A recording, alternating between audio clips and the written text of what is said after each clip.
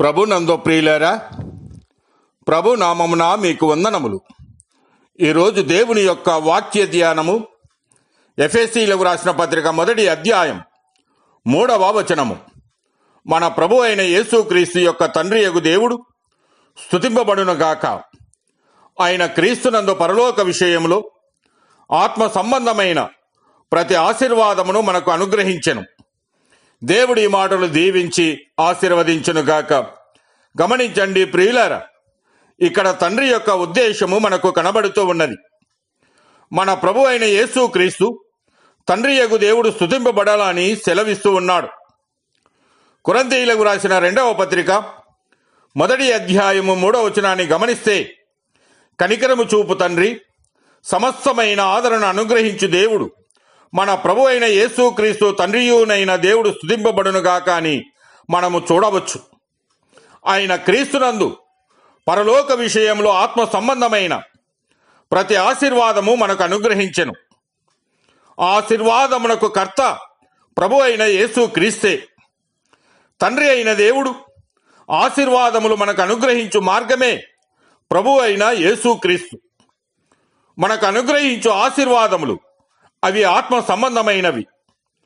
పాత నిబంధనలో దేవుడు భూ సంబంధమైన ఆశీర్వాదములను, పదార్థ సంబంధమైన ఆశీర్వాదములను తన ప్రజలైన ఇజ్రాయేలులకు వారి విధేయతకు బహుమానముగా లోక సంబంధమైన ఆశీర్వాదములు వారికి వాగ్దానము చేశాడు.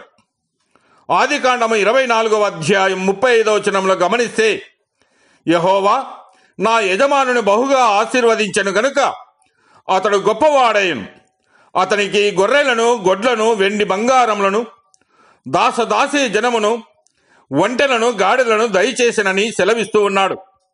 అయితే నేడు మనకు అనుగ్రహించుచున్న ఆశీర్వాదములు ఎంతో గొప్పవి, అవి శాశ్వతమైనవి.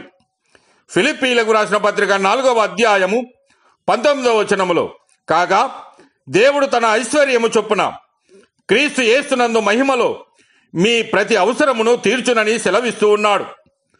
తండ్రి అయిన దేవుడు మనం విజయవంతమైన సంతృప్తికరమైనటువంటి క్రైస్తవ జీవితాన్ని జీవించడానికి అవసరమైన ఆత్మ సంబంధమైన ప్రతి ఆశీర్వాదము ఇచ్చాడు.